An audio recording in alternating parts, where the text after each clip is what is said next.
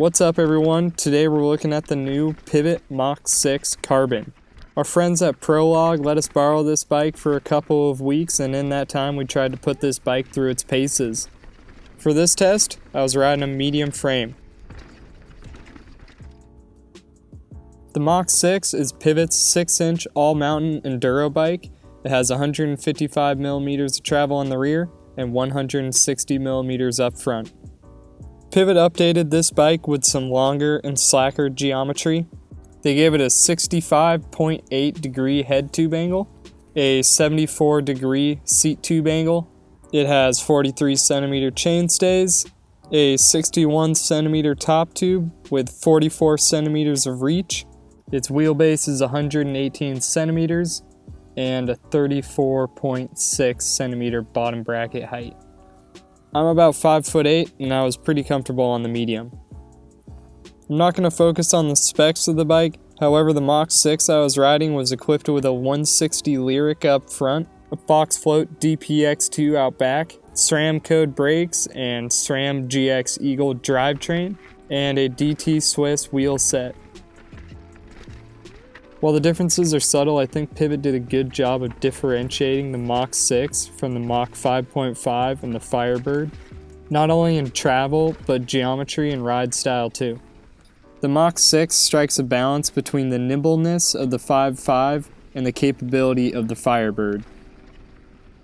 The DW Link tends to get a lot of hype for its climbing ability, and after spending a few weeks on the Mach 6, I was definitely impressed by how well the bike climbed. The relatively steep seat tube angle of the Mach 6 puts you right above the pedals when climbing, and compared to other bikes, the suspension was pretty much stationary while climbing in the saddle. While the travel and geometry of this bike would typically restrict you to some straight up and down riding, I found it was still pretty entertaining to ride the Mach 6 on flatter terrain. I got to ride the 6 on a good variety of descents, and across the board the bike felt stable and confident. However, I felt that the bottom bracket height was a little bit tall and didn't quite match the rest of the geometry of the bike.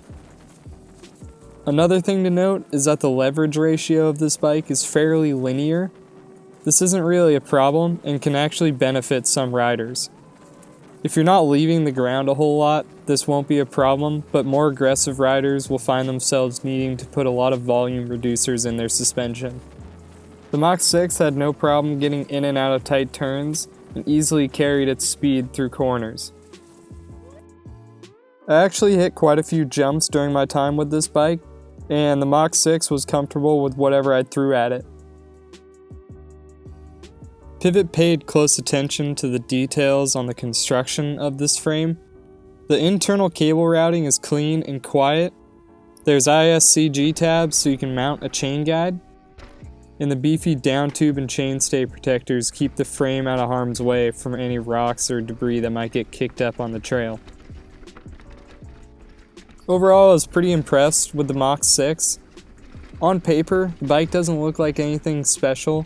However, after riding it, I was blown away by how versatile it was. I felt that the Mach 6 pedaled as well, if not better, than many other shorter travel bikes from other brands.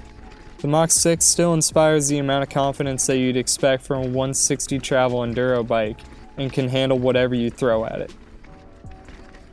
Thanks for watching, and thanks again to Prologue for letting us borrow this bike.